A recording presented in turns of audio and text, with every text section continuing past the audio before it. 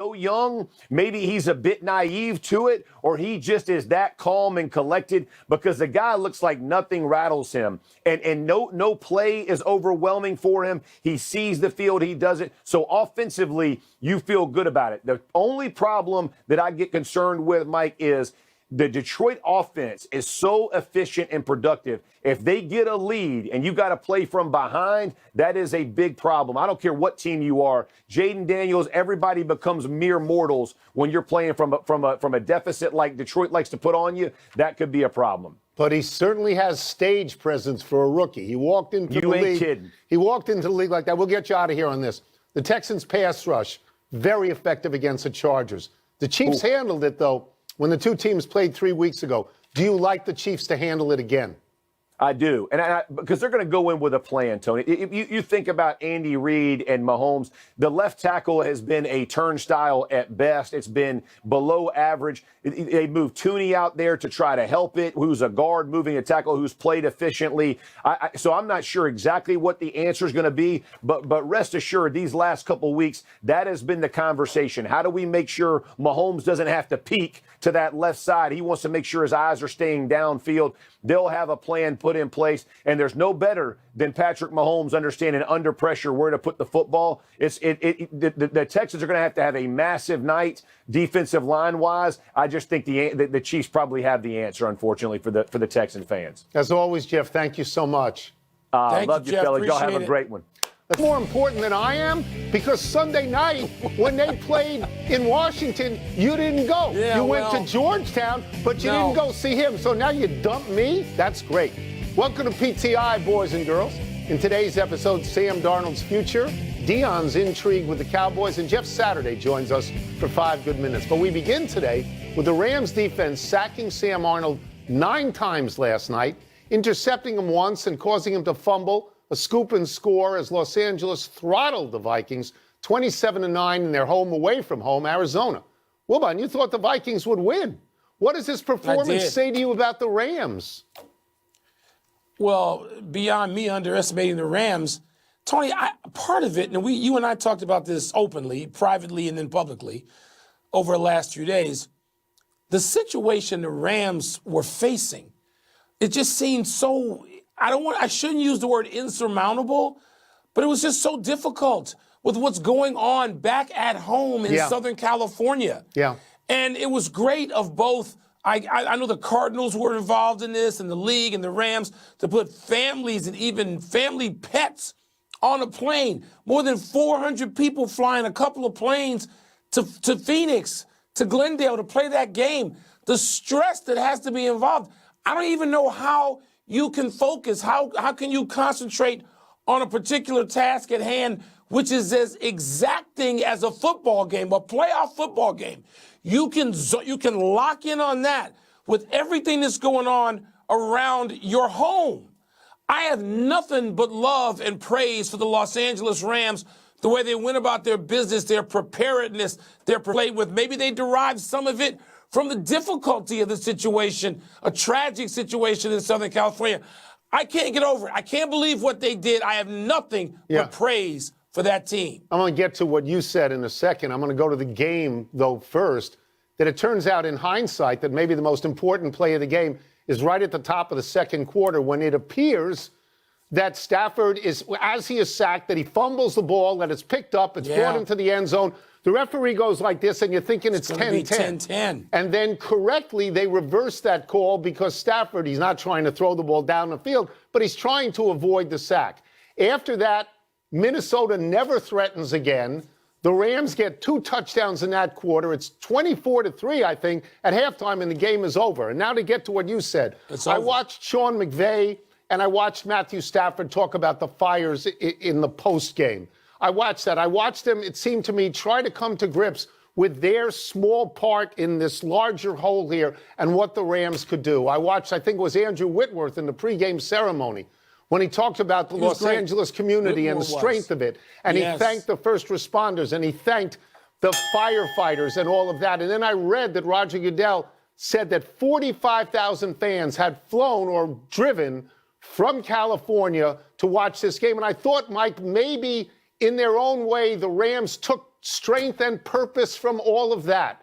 Because I did Yes, not they expect them seem to to. win either. I did not. No, didn't either. Kudos. Not even enough. And I think there's no too much praise for the Rams and the organization and the team. Puzzling team, though, Mike. It's a disappointing. They start out the season every year, last 2 years. They have a terrible record, 4 or 5 games in. Then they get hot and get to the playoffs. Puzzling. They're playing well when it counts. Yeah. It's a disappointing finish, however, to a surprising season for the Vikings. After losing rookie quarterback J.J. McCarthy in the preseason to a serious injury, Sam Darnold stepped in from oblivion and led the team to the brink of the NFC's #1 seed. But, Tony, where do losses in successive weeks to the Lions and now the Rams leave Darnold and the Vikings? Yeah, so the convenient narrative here is to say that Sam Darnold reverted to being Sam Darnold. But just because it's convenient doesn't mean that it's not accurate. In the last 2 games that they've had with stuff on the line, the #1 seed in the NFC when they played Detroit, and this is a playoff game against the Rams, Sam Darnold wasn't very good.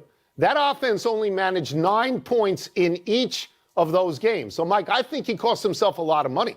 I'm not sure someone is going to come through with a big long-term contract now. When they were 14-2, the team was carrying him around on their shoulders. They were touting him for MVP, and at that point, when they're going for the #1 seed, he has 37 touchdown passes and 11 interceptions, which is good. In the last 2 games, he's been sacked 11 times. He's got only 1 touchdown pass, 1 interception. He lost a fumble, which led directly to a touchdown. He yesterday, I thought he looked lost out there. You know, I mean, he really did. And I remember when he said when he was with the Jets, that he saw ghosts. And I thought, to a degree, last night was the ghost of Darnold past. Tony, I totally agree with you. I'm going to take it further. Darnold looked lost, but so did his coach, who's a terrific coach. He looked lost. It looked like they didn't have a game plan, or the game plan was woefully inadequate. Taking 5 and 7 step drops when you need some quick passes to get away from that pressure, and you've seen it for 2 weeks. You saw it from Detroit, which provided a blueprint essentially for last night for the Rams. What are you doing? Why could no imagination from a staff that has been imaginative with Sam Darnold? Now, Tony, here's what we know from covering football, covering all sports for a lot of years. When you spend a first-round draft pick on somebody, you anoint that player. You say, this is our guy, and we're giving him our blessing. And that's what's going on with the kid from Michigan. And so Sam Darnold, to me, has thrown his last pass to the Vikings. Really? In a way, this is awful because he did win 14 games. Yes. My goodness, he had a great season. But, Tony, when executives, when they tap you on the shoulder and they stand up there and they let that kid hug Roger Goodell and they say, with the whatever pick of the first round we are selecting, that is their golden child. You don't They're think not Darnold giving up on him? You don't think Darnold's going to get the franchise tag for $40 million? You don't think he's coming back? He may not start anywhere else in the league if you're right. Because he may start somewhere else. I thought the same as you thought. Throw the ball away. You can't keep taking all of these sacks. What are you doing? Throw the ball away. All right. He looked overwhelmed. He looked totally overwhelmed last night. And he had a great year. And now it looks like the whole season is a failure, and it shouldn't. It shouldn't. They won 14 games. Let's go back to the Dallas Cowboys coaching situation from the other day. It is still vacant. But here's a name that might rush into the breach, Deion Sanders. Deion and Jerry Jones have already talked once. Deion called talking with Jerry, quote, truly delightful and intriguing, unquote. Wilbon, what would you call it? Irrelevant. This is going to come down to some real difficult decision-making for both Jerry and Deion if it advances, if the talks advance and become relevant. The first conversation I don't think is relevant. Tony, there's an essential question here to me. Can the Jerry Jones brand, and Jerry's ultimately interested in his brand, and it's mostly the Cowboys, but it's also the Jerry Jones brand. Yeah. All right? Yeah, I got you. Can that exist productively with the Deion brand? And Deion can coach him up, But Dion is in it for the Dion brand. You see Dion in commercials with all kinds of people. And, you see Dion as a character, as a duck. He's in it with Saban. Yeah. The Dion brand and the Jerry Jones brand, they are two of the top. With anybody named Kelsey, they're at the top of the brand business in the NFL. They actually get recognized without saying their names in the United States of America, which other football players, even quarterbacks, don't get. Yeah. So I don't know, until we know whether that can be reconciled, I don't know what to think of it. It's intriguing. I mean, it would just blow up the airwaves. We talked about this yesterday. But I don't know if it works. I don't know if it makes sense. And I wonder if either one of the two of them, mostly Dion, would say, Jerry, I love you, but we're not going to go there. I'm going to track over a lot of what you're saying. My first impression was that this was a pipe dream, that it won't happen, that it can't happen, because Jerry Jones is not going to hire anybody more famous than he is. And Deion Sanders is calling attention to himself every day. Yeah, he's in that commercial with the duck, the Aflac commercial. He also, on the sidelines, coaching Colorado, wears a sweatshirt with his own name on it, Coach Prime. He is an actor, he is a character, and I say that with all due respect because I love him. But then I began to think, well, you know what? Why not? Jerry's 82 years old. He wants to win one more time with the Cowboys. He knows that the people he's hired recently don't have the spark that Deion has. He was there with Deion. Deion played on that team. Deion won a Super Bowl with that team. So maybe Jerry says this: I can share the spotlight with Deion because the spotlight's going to be bigger than it's ever been. Because the Cowboys brand is going to be bigger than it's ever been. I'll tell you this, Mike, and I'll get out of here.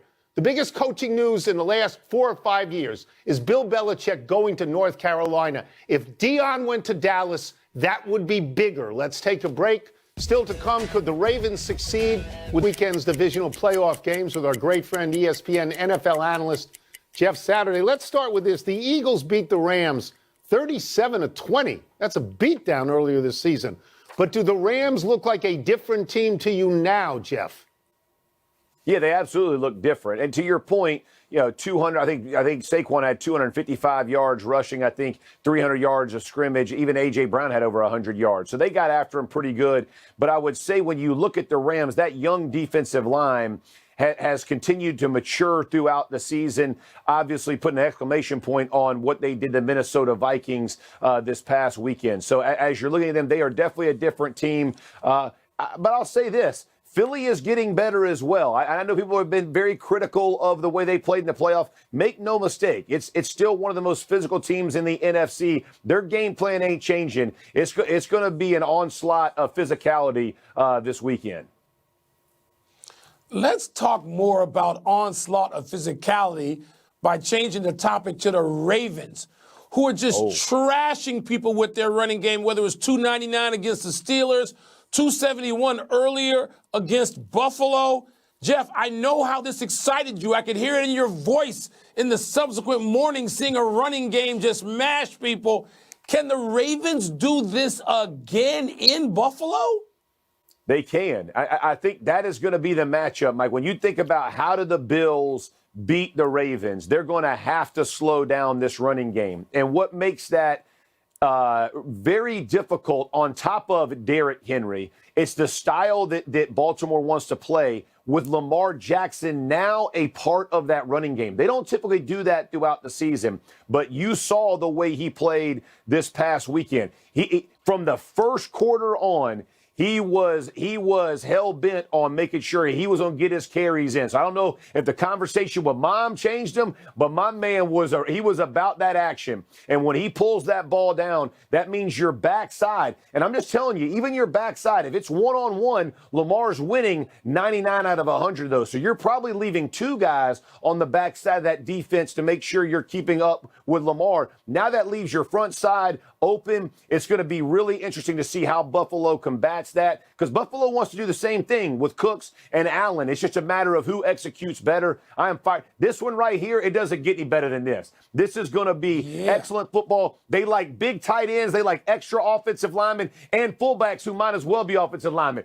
Hey, my plate is full, baby. Got my cup runneth over for this weekend. I am ready. I'm excited about that as well. This sounds like jumbo packages that the old Washington teams used to talk about. Speaking of Washington, Jeff, if you're blocking for the Commanders for Jayden Daniels, how do you deal with what Detroit is doing and the pressure?